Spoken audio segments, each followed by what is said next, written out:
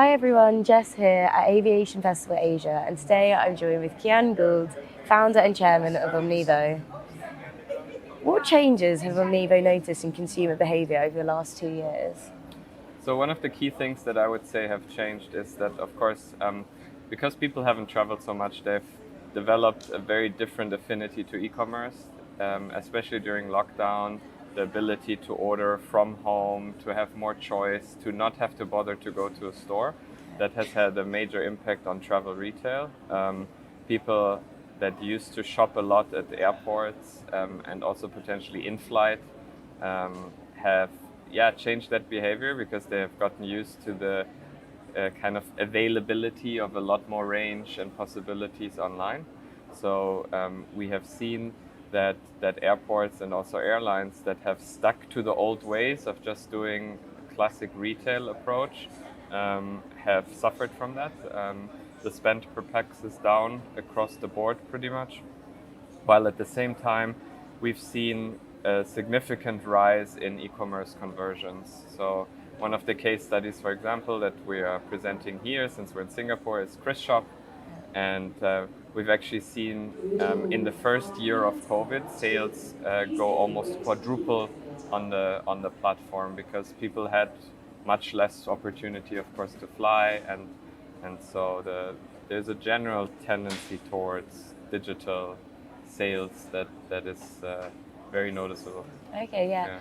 I think we were speaking about it before, but the pandemic actually accelerated the use of like tech and mobile by a number of years. Yeah, just they say within 10, the, I think. yeah. So everyone sort of had to come out and make that leap to keep up with what consumers are experiencing in other situations. I think another aspect is also that when you're thinking about F&B food, everyone has been ordering out, with Grab and with all of these other services. Yes. and being used to having this variety of food delivered to your doorstep.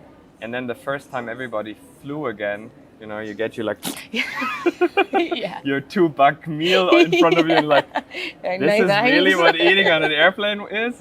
Yeah. No choice, no selection. Like, you can't pre-order with most airlines.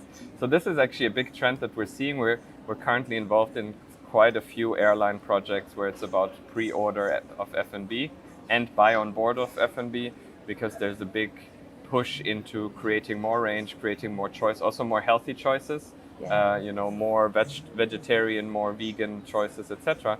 And obviously, in the classic way where you just basically assume 30% will eat the chicken, 30% will eat the beef, and 30% will eat the vegetarian, you throw away 40% of the food. Whereas if you give every passenger the choice to decide beforehand which meal they're gonna have, you can increase the range and reduce the waste.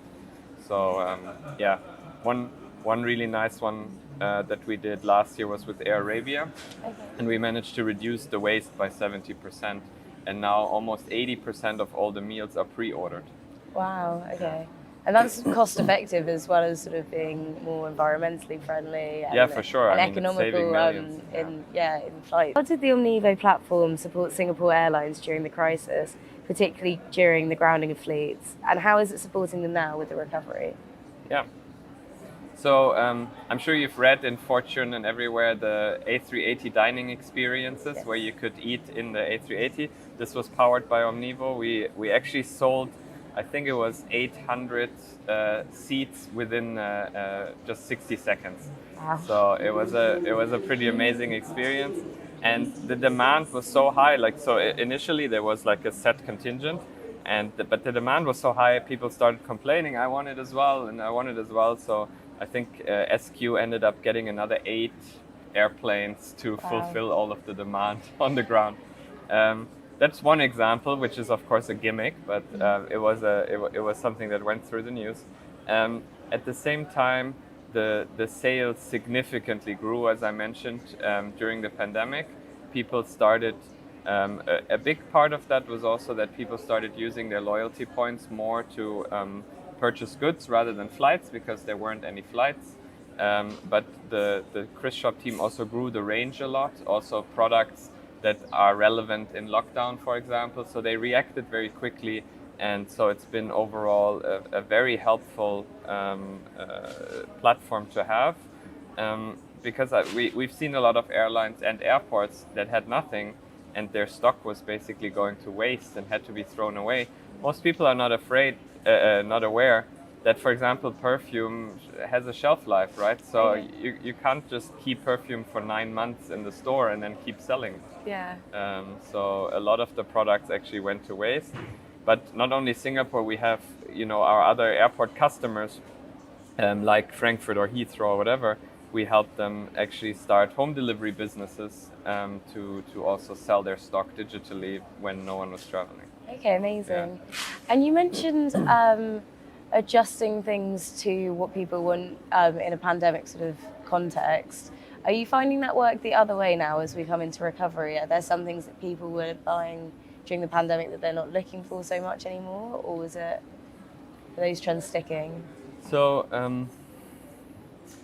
product range there always changes. It's not clear if it's really related to the pandemic, but there's definitely a much bigger push now towards more high-end items that we're seeing in travel retail, because travel retail has traditionally been a lot about the duty-free range, liquor and tobacco, unfortunately, but this is changing a bit because people are now buying things that they have to buy anyway, and they're trying to buy them at a better cost.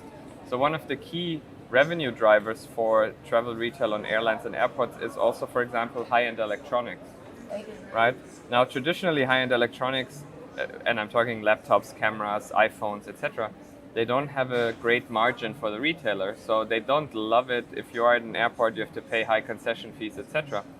But if you combine that with the loyalty program and you actually use loyalty points, you can really dial up the margin significantly for the airline, and then it's still attractive to sell. Even like Apple Airports, we had a joint marketing initiative together with Apple at Chris Shop, for example, where we sold 1,000 AirPod Pros, and they went like hot cheese, like they were gone in no time.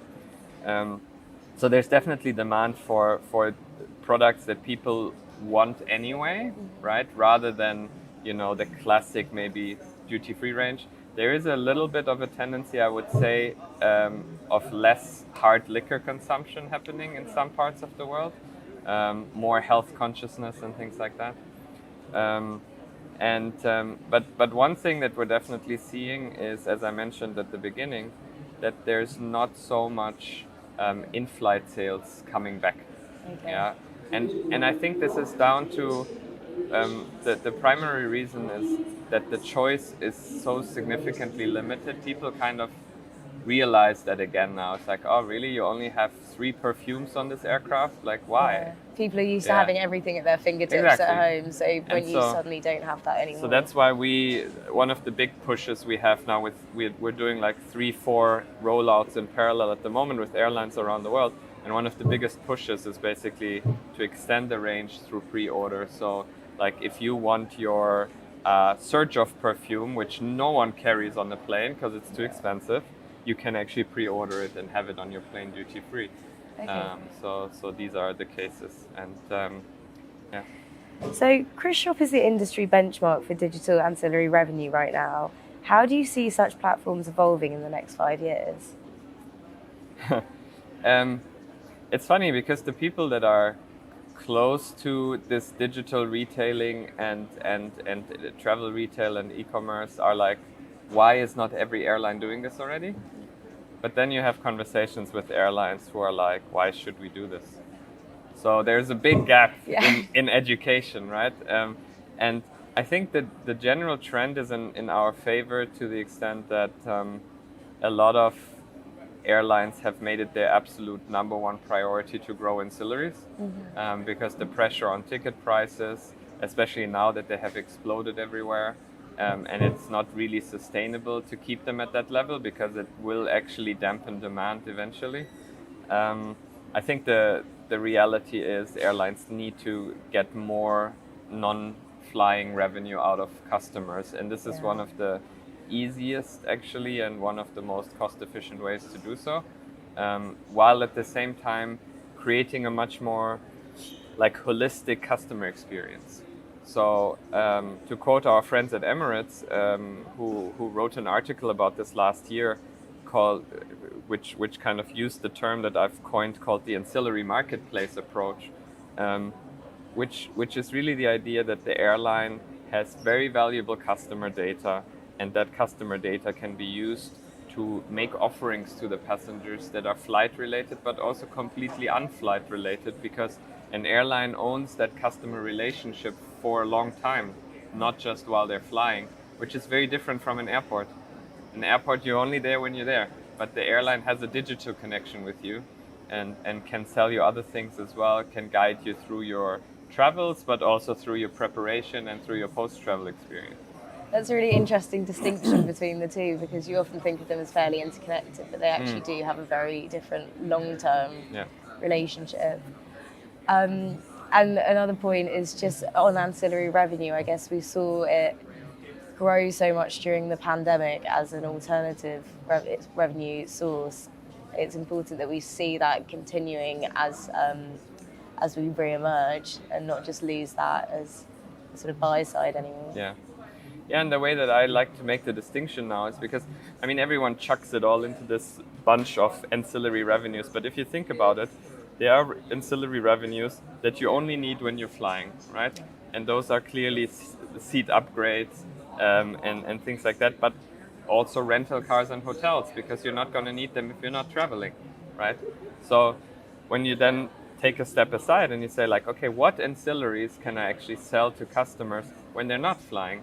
You're very quickly at, e-commerce and experiences. Yeah. So that is really where we see the biggest growth area, because, and of course, with the very critical thing is with the integration with loyalty, because many airlines still really underestimate the power of their own loyalty program. Unfortunately, some of them even sold it or, outsourced it, whatever you might call it. But the power there is really significant, because A, you can market to these loyalty members very efficiently. B, it's a valuable currency. You can determine the margin that you want to make on every product, because there's no real comparison benchmark that, people always compare prices.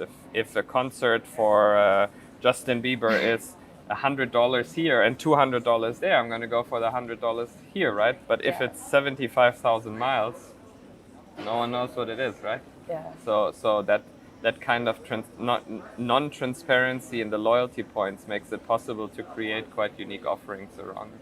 Fantastic.